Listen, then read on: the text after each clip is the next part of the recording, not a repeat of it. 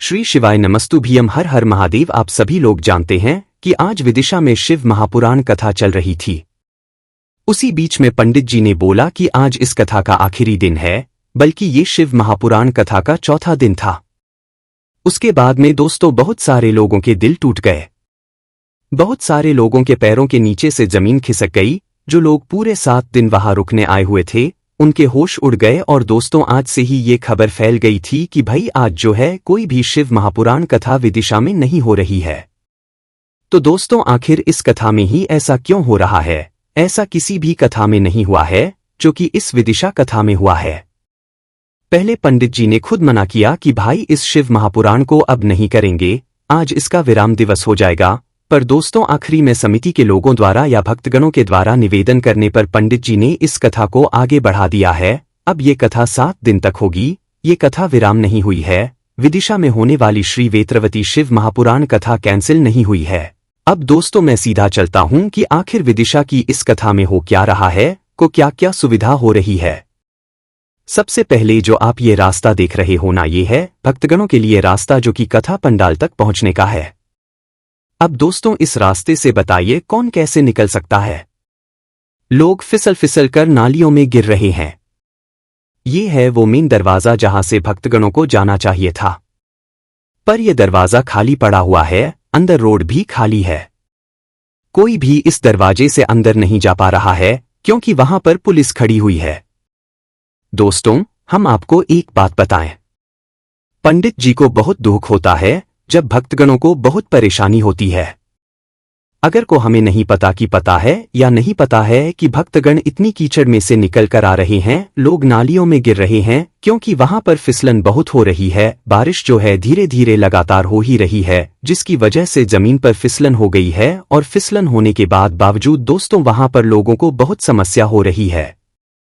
पंडित जी ने इस कथा का विराम दिवस इसलिए कहा था क्योंकि वहां जो बुजुर्ग रुके हुए हैं, वहां जो भक्तगण रुके हुए हैं, उन्हें बहुत ज्यादा परेशानी हो रही है। और दोस्तों हम आपको बता दें, अगर आप रात्रि की वहां पर स्थिति देख लोगे या अभी कथा के समय की वहां पर देख लोगे तो आपका दिल ये कहेगा कि यार ये कैसी कथा है। क्योंकि दिल बहुत भक्तगणों को देखकर ऐसा लगता है कि ये लोग इतने दूर दूर से अपने घर को छोड़कर आए हैं, अपने घर के एसी को, पंखे को, कूलर को छोड़कर आए हैं, अच्छे से गद्दे को छोड़कर आए हैं। और यहाँ पर उन्हें ऐसी व्यवस्था मिल रही है जिसकी उन्होंने कभी आशा भी नहीं की होगी। सबसे पहली चीज तो कथा में आने वाले भक्तगणों के लिए आप लोगों ने कीचड़ वाला रास्ता चुना हुआ है, जो कि बहुत गलत बात है। बहुत लोगों के दिल इससे दुखी हुए हैं। बहुत लोग मन ही मन जो है बहुत बुरा सोच रहे कि यार ये जो कथा है ना, इस कथा में जाने का रास्ता जो है बंद करके रखा हुआ है। मेन गेट तो सिर्फ वीआईपी लोगों के लिए खुला हुआ है या उनके लिए भी नहीं खुला हुआ है। वो मेन गेट सिर्फ देखने के लिए बनाया हुआ है। वो मेन गेट भक्तगणों के लिए नहीं खोला गया है। आपने सुना होगा पंडित जी खुद कहते हैं शिव महापुराण कथा भक्तों के बिना अधूरी है। किसके बिना अधूरी है? पंडित जी ये नहीं कहते कि हम नहीं आएंगे तो शिव महापुराण कथा नहीं होगी। शिव महापुराण कथा भक्तों के बिना अधूरी है। और आप उन्हीं भक्तों को, उन्हीं शिव भक्तों को, उन्हीं भक्तों के बसने वाले शिव को इस रास्ते से गुजार रहे हो। तो भाई कैसे कोई सुखी मतलब अच्छा सोच सकता है? कैसे भगवान शिव आपसे प्रसन्न हो सकते हैं? इसीलिए दोस्तों ये कथा कैंसिल कर दी गई थी। पर भक्तगणों द्वारा निवेदन करने पर इस कथा को वापस से विदिशा में होने वाली वेत्रवती शिव महापुराण कथा को वापस से 7 दिन के लिए बढ़ा दिया गया है। तो अभी भी वहां की जो समिति है, वहां के जो पुलिसगण है, सम्मानीय जन है, सीएमडीएम जो भी है, आपसे निवेदन है कि आप भक्तगणों के लिए वो दरवाजा खोल दें जिस दरवाजे से अंदर जाते हैं, जो मेन गेट है, जो आरसीसी का रोड है। बाकी आप एक बार भक्तगणों को देख लें कि भाई ये भक्तगण किस तरह से कीचड़ में लदलद के लोगों की चप्पलें टूट रही हैं, लोग नालियों में गिर रहे हैं, कीचड़ में गिर रहे हैं। ऐसे होते होते लोग कथा पंडाल तक पहुंचते हैं। ये देखकर ना सभी लोगों के दिल को बहुत बुरा लगा है और इसीलिए पंडित जी को भी बहुत दिल से ठेस पहुंची होगी कि भाई भक्तगणों को इतनी परेशानी हो रही है तो हम इस कथा को नहीं कर सकते। और दोस्तों हम आपको बता दें कि कथा पंडाल के अंदर भी बहुत सारा पानी भरा हुआ है, बहुत सारी कीचड़ हो रही है। वहीं पर रात में सोते हैं, वो तो शिव भक्ति है कि वो लोग रुके हुए हैं, वरना दोस्तों बहुत सारे लोग वापस जा चुके हैं। आज इस विदिशा कथा में दोस्तों हम आपको बता दें कि जितना पंडाल बना हुआ है ना ये बाहर के लोगों से ही भर जाता, पर आज ये स्थिति है कि ये पंडाल जो है धीरे धीरे खाली होता जा रहा है। शिव महापुराण कथा में दिन ब दिन भक्त जो है बढ़ते जाते हैं, पर इस कथा में जो है धीरे धीरे भक्त कम होते जा रहे हैं। हालांकि आते भी हैं और इस व्यवस्था को देखकर चले भी जाते हैं। सभी लोगों को पता था कि ये जो कथा हो रही है विदिशा मध्य प्रदेश में, इसमें बारिश होनी है। बारिश का पता होने के बावजूद भी ऐसी व्यवस्था की गई है जिस व्यवस्था से भक्तगण बहुत नाराज हैं और भक्तगण एक दूसरे से शिकायत कर रहे हैं। आप वहां पर गए हुए किसी भी एक भक्तगण से पूछना, वो आपको ये शिकायत करता जरूर मिल जाएगा कि भाई यहाँ पर कोई व्यवस्था नहीं की गई है। सबसे जरूरी और सबसे मेन चीज की कथा के टाइम पर ये लोग मेन गेट बंद कर देते हैं और मेन गेट बंद करने के बाद कीचड़ वाले रास्ते को मतलब भक्तगण अपने आप ही रास्ता ढूंढ के जाते हैं। है ना, आप देख नहीं सकते, वो रास्ता ऐसा है कि अगर कोई गिर जाए किसी को भी गहरी लग सकती है वाला रास्ता हो रहा है। नालियां हैं, रास्ते साइड में गंदगी पड़ी हुई है, उसी के ऊपर से भक्तगण निकल रहे हैं। पानी भरा हुआ है, लोग गिर रहे हैं, नालियों में कीचड़ों में गिर रहे हैं, लोगों की चप्पल टूट रही है, लोगों के चप्पल फंस रही हैं। कीचड़ में दोस्तों बहुत खराब स्थिति है वहां की। तो बस निवेदन एक है, सबसे जरूरी जो चीज है, जो भक्तगण दूर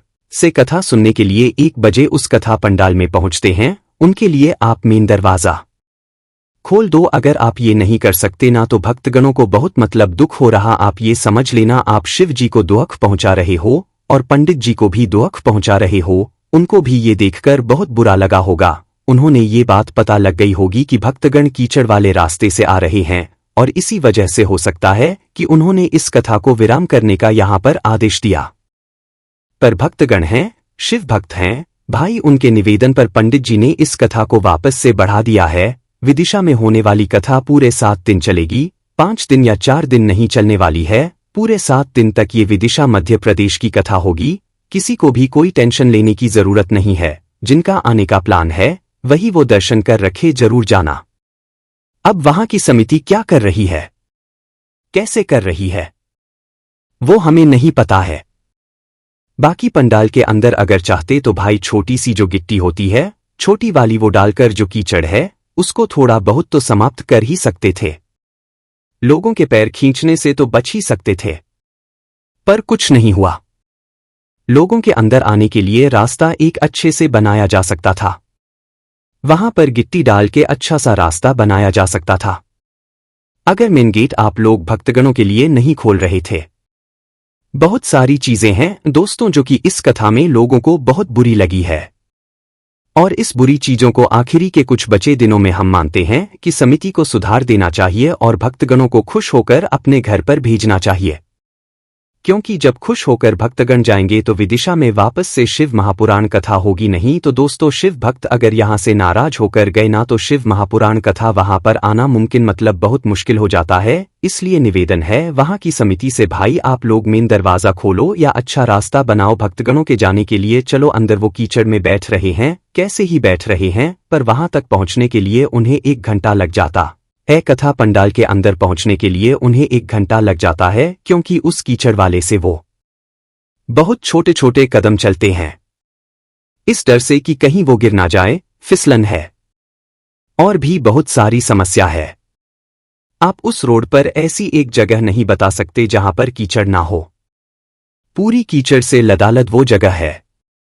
सबके पैर ऐसे खचे हुए हैं, कोई तो अपनी चप्पलें हाथ में लेकर चल रहा है, किसी के पैर ऊपर तक खस गए हैं, किसी के कपड़े खराब हो गए हैं, कोई जमीन पर गिर गया है। बहुत बुरी स्थिति है। हम निवेदन ये करेंगे वहां की समिति से, आप मेन दरवाजा खोलो, नहीं तो भक्तगणों के लिए दूसरा रास्ता बनाओ। क्योंकि पंडित जी को और शिव भक्तों को और शिव जी को दुख पहुंच रहा है और जो भी इस चीज को देखेगा ना उसे बहुत दिल से बुरा लगेगा। तो बस यही निवेदन। अब दोस्तों आप जो ये रोड देख रहे हो ये आरसीसी का रोड है। इस आरसीसी के रोड से ही जो है मेन गेट बनाया गया है और उस मेन गेट से भक्तगण इस आरसीसी के रोड से अपने पैरों को सुरक्षित रखते हुए कथा पंडाल में आराम से पहुंच सकते हैं। फिर भले ही वो वहां पर पानी में बैठे हैं, कीचड़ में बैठे हैं, क्योंकि लोग अभी भी बैठे हुए हैं। आप भी कीचड़ वाले रास्ते से रहे हैं, 1-1.5 घंटे में और बैठ भी उसी कीचड़ वाले रास्ते से रहे तो ये रोड आप देख लो, साफ साफ खाली पड़ा हुआ है। कई सारे भक्तगण उनको जगह मिल गई है तो वो रोड पर ही अपनी पन्नी जो बिछाकर है वो बैठ गए हैं। वो भी आप लोग तस्वीरों में अभी देख लेना, रोड पर पन्नी बिछाकर भी जो है लोग यहां पर बैठ गए हैं। अगर समिति चाहती और वहां के जो भी मतलब कथा करवाने वाले हैं वो चाहते तो भाई इस व्यवस्था को बहुत अच्छा बना सकते थे और यहां पर भी भक्तगण कथा सुनने के टाइम बैठ जाते। और अगर ये बात कही जाए कि वो तो सिर्फ पंडित जी के निकलने का रास्ता है, तो भाई ऐसी कोई बात नहीं। अगर व्यवस्था सही बनाई जाए ना तो वहां से भक्तगण भी निकल, पंडित जी भी निकल सकते हैं। बहुत सारी जगह कथा होती है जहां पर एक ही रास्ता पंडित जी के जाने का भी होता है और एक ही रास्ता शिव महापुराण कथा के भक्तों के भी जाने का होता है, पर वहां से पंडित जी बहुत आसानी से निकलते हैं, अच्छे से निकलते हैं, कोई भी अनहोनी नहीं होती है। पर दोस्तों, इस कथा में जो व्यवस्था देखने के लिए मिली है उससे भक्तजन बहुत नाराज है। लगातार बारिश हो रही है, बारिश के नीचे लोग भीग रहे हैं और भीगते हुए कथा यहां पर सुन रहे हैं। टेंट लगवा दिया जाता है, उसे निकलवा दिया जाता है, बहुत सारी चीजें हैं दोस्तों जो कि इस विदिशा कथा में लोगों को जिससे बहुत ज्यादा परेशानी है। और पंडित जी को भी बहुत दुख होगा जब उन्हें इस बात का पता लगेगा, इन सारी बातों का पता लगेगा, क्योंकि पंडित जी कथा करके अपनी रूम में चले जाते हैं, अपनी जगह पर चले जाते हैं जहां पर वो रुके हुए हैं। उसके बाद उन्हें बहुत ही कम खबर यहां की मिल पाती है जो समस्या लोगों को यहां पर हो रही है। वैसे दोस्तों, उन्हें पता चल गया है कि भाई लोगों को यहां पर, बुजुर्गों को यहां पर बहुत समस्या हो रही है। बहुत बुजुर्ग लोग भी यहां पर आकर रुके हुए हैं, बहुत अच्छे अच्छे घर के भी लोग यहां पर आकर रुके हुए हैं। और दोस्तों, आप विश्वास मानो, साइड में पानी भरा हुआ है और भक्तगण सो रहे हैं। तो ऐसी स्थिति है दोस्तों वहां की। पर अब इस चीज से आप ये मत समझना कि भाई उन भक्तगणों को कुछ नहीं मिलने वाला। उन भक्तगणों की भक्ति है, ऐसी शिव भक्ति है, ऐसी की समिति की गलती है कि उन्होंने ऐसी व्यवस्था की है, पर शिव भक्ति यहां पर हमें देखने को मिलती है। पर दोस्तों, अगर आप लोगों ने यहां पर आने का मन बनाया है तो एक बार आप जरूर आना। ऐसे शिव भक्त आपको कहीं पर देखने के लिए नहीं मिलेंगे, तो यहां पर आपको एक बार जरूर आना है। भगवान के दर्शन करके जाना है, व्यासपीठ के दर्शन करके जाना है, भगवान को एक बार प्रणाम करके जरूर जाना, ताकि आप भी देखोगे कि विदिशा मध्य प्रदेश की कथा में व्यवस्था कैसी है और लोग वहां पर आकर कैसे रुके हुए हैं।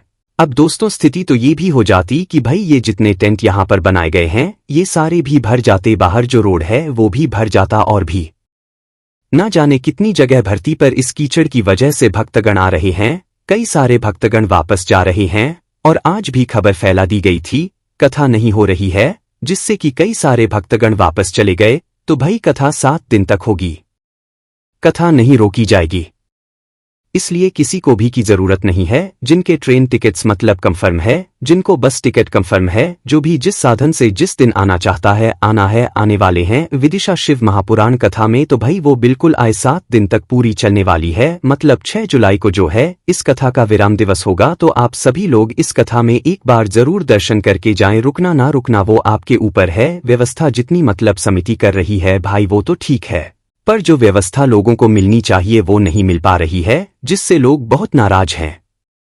सबसे बड़ी चीज, कथा दरवाजा नहीं खोलते हैं, लोगों को बहुत असुविधा के साथ में कथा पंडाल तक पहुंचना होता है। तो बचे हुए दिनों में शिव भक्तों को विदिशा में जो कथा के मतलब रहवासी है या जो वहां के आसपास के लोग हैं जो कथा की पूरी व्यवस्था देखते हैं, उनसे एक निवेदन है कि बाकी के बचे दिनों में शिव भक्तों की पूरी सेवा कर लो, ताकि यह शिव महापुराण कथा वापस से विदिशा में आए। और विदिशा में जब वापस से शिव महापुराण कथा आएगी तो शिव भक्त भी वापस आएंगे और शिव कृपा भी वापस से यहां पर हो जाएगी। आषाढ़ का महीना चल रहा है, का महीना आने वाला है, तो इस महीने में भाई शिव भक्ति आप लोग हासिल कर लो।